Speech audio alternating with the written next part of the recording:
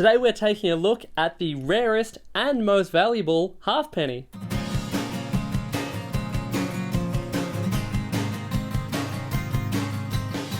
So I have here in my hot little hands the 1923 halfpenny, which is the key date, and arguably if we look at the 1930 penny as the king of Australian predecimal coinage, the 1923 halfpenny would be the logical prince.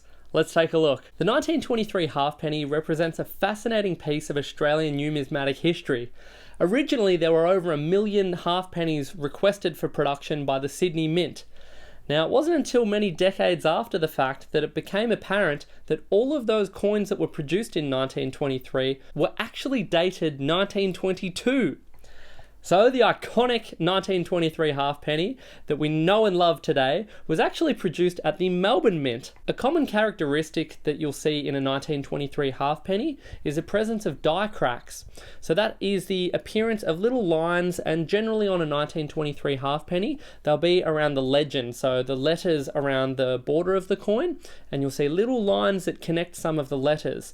Now the reason for this, the story goes, was the Melbourne Mint, this was their first time producing halfpennies, and they were experimenting with various die pressures and things like that.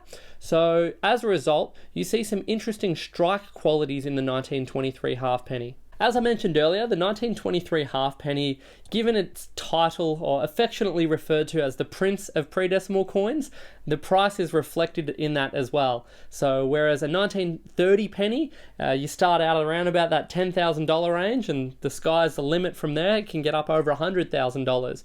You can pick up a 1923 halfpenny for a comparatively low price. You can get one in average condition for under $1,000, but if you're starting to look at the more collectible grades, you're getting into the few $1,000 range, and if you're really looking for a top quality one, you are looking at well over $10,000. The exact numbers of production, it's estimated that they're between 15 to 20,000, which is incredibly low considering halfpennies were usually produced in the millions.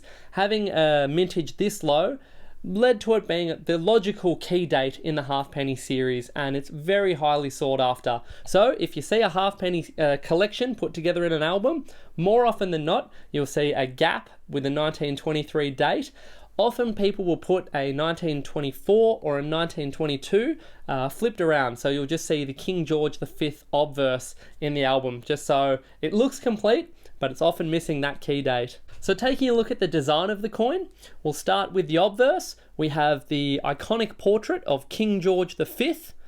Flipping over to the reverse, we have in the center the denomination of 1 halfpenny, and then around the legend is Commonwealth of Australia and the iconic date of 1923. Fun fact, and an easy way to remember this as the key date of the halfpenny series, is 1923 was also the year that construction began on the Sydney Harbour Bridge. Just a fun bit of useless information for you. So there you have it, an overview of the mysterious yet iconic 1923 halfpenny.